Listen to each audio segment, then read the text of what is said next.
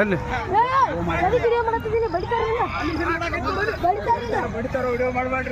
ಬಡ್ಲ ಬಡ್ಲ ಬಡ್ಲ ಬಂದ್ ಮಾಡ್ರಿ.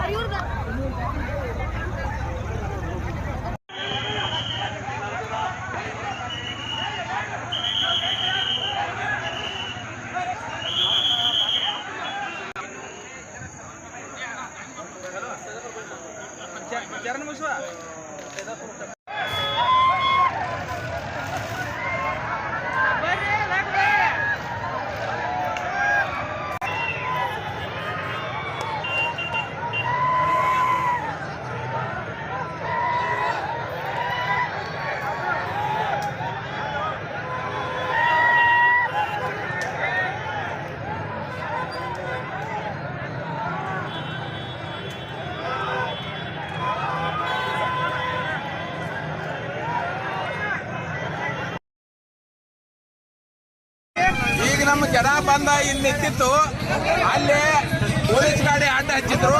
ಪೊಲೀಸ್ ಗಾಡಿ ಈಚೆ ಕಡೆ ನಮ್ಮ ಜನ ನಿಂತಿತ್ತು, ಆಚೆ ಕಡೆ ಮಕ್ಕಳೆಲ್ಲ ಒಂದು 200 ಮಂದಿನ ಅವ್ರು ಕರೆಸಿ ನಿಲ್ಲಿಸಿದ್ರು. SP ಅವ್ರ ಮುಂದೆ ಇರಾಕಲೆ ಅವ್ರ ಕಲ್ ತಗೊಂಡೆಲ್ಲ ನಮ್ಮ ಮಂದಿಗೆ ಒಗದ್ಕ್ಯಾರ.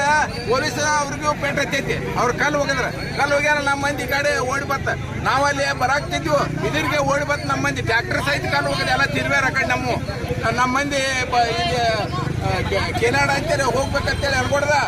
SP ಅವ್ರಿಗೆ ಪೊಲೀಸರಿಗೆ ಎಲ್ಲರಿಗೂ ಕಲ್ಲು ಹೋಗದ್ ತಿರ್ವ್ಯಾರ. ಈಗ ಅಲ್ಲಿ ರೈತರು ಯಾರು ಒಳಗಡೆ ಹೋಗಿಲ್ಲ ಸರ್? ನಿಮ್ಮ ರೈತರೆಲ್ಲ ಇಲ್ಲೇ ಇದ್ರು. ಪೊಲೀಸರು ನಮ್ಮ ರೈತರು ಕೂಡಿದಾರ ಅಲ್ಲಿ. ಪೊಲೀಸ್ ವ್ಯಾನಿಗೂ ಕಲ್ಲು ಹೋಗದಾರು, ಮುಂದೆ ಪೊಲೀಸರಿಗೂ ಕಲ್ಲು ಹೋಗದಾರು, ನಮ್ಮ ಮಂದಿಗೂ ಕಲ್ಲು ಹೋಗದಾರು. ಅಂದ್ರೆ ಇದನ್ನ ಕಾರ್ಖಾನೆಯವರೇ ಮಾಡಿ ರೈತರ ಮೇಲೆ ಹಾಕುವಂತದ್ದು.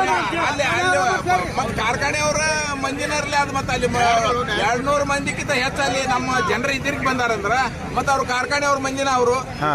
ಈಗ ಏನ್ ಮುಂದೆ ನಿಮ್ದು ಆಗ್ರಹ ಸರ್? ಈಗ ಮುಂದೆ ಏನ್ ಆಗ್ರಹ, ನಾವು ಬಾಕಿ ಕೇಳೋ ಸಲುವಾಗಿ ಬಂದಿದ್ವಿ ಇಲ್ಲಿ. ಈ ಒಳಗೆ ಏನೇನಾಯ್ತು ಸರ್? ಒಳಗೆ ಹೋಗೇ ಇಲ್ಲ ನಾವು, ಹೋಗೇ ಇಲ್ಲ. ಬಟ್ ಈಗ 100 ಟ್ರ್ಯಾಕ್ಟರ್ಗಳಿಗೆ ಬೆಂಕಿ ಹಚ್ಚಿಬಿಟ್ಟಾರ ಅವರೆಲ್ಲ. ಒಳಗೆ ಟ್ರ್ಯಾಕ್ಟರ್ಗಳು 8 ಬೆಂಕಿ ಹಚ್ಚಾರೋ ಅಲ್ಲಿ ಹೋಗಿಲ್ಲ ನಾವು. ಇಲ್ಲೇ ಇದ್ದು ರೋಡ್ನಾಗ ಎಷ್ಟು ಟ್ರ್ಯಾಕ್ಟರ್ಗೆ ಬೆಂಕಿ ಹಚ್ಚಾರೋ ಎಷ್ಟು ಮಾಡ್ಯಾರೋ ಏನ್ ನಮಗೇನು ಗೊತ್ತಿಲ್ಲ. ಅಂದ್ರೆ ಇದು ಉದ್ದೇಶಪೂರ್ವಕವಾಗಿ ರೈತರ ಹೆಸರನ್ನ ಕೆಡಿಸುವ, ನಮ್ಮ ಹೆಸರು ಕೆಡಿಸೋ ಸಲುವಾಗಿ ಈ ರೀತಿ ಎಲ್ಲ ಮಾಡಕ್ಕೆ. ಏನ್ ಆಗ್ರಹ ಮಾಡ್ತಿದ್ರು ಸರ್ ಇದಕ್ಕೆ ಮುಂದೆ? ಏನಿಲ್ಲ, ಅದ ಜಿಲ್ಲಾಧಿಕಾರಿಯವರು ಅವರ SP ಅವರು ಏನೇನು ಮಾಡ್ತಾರೆ ನೋಡೋಣ.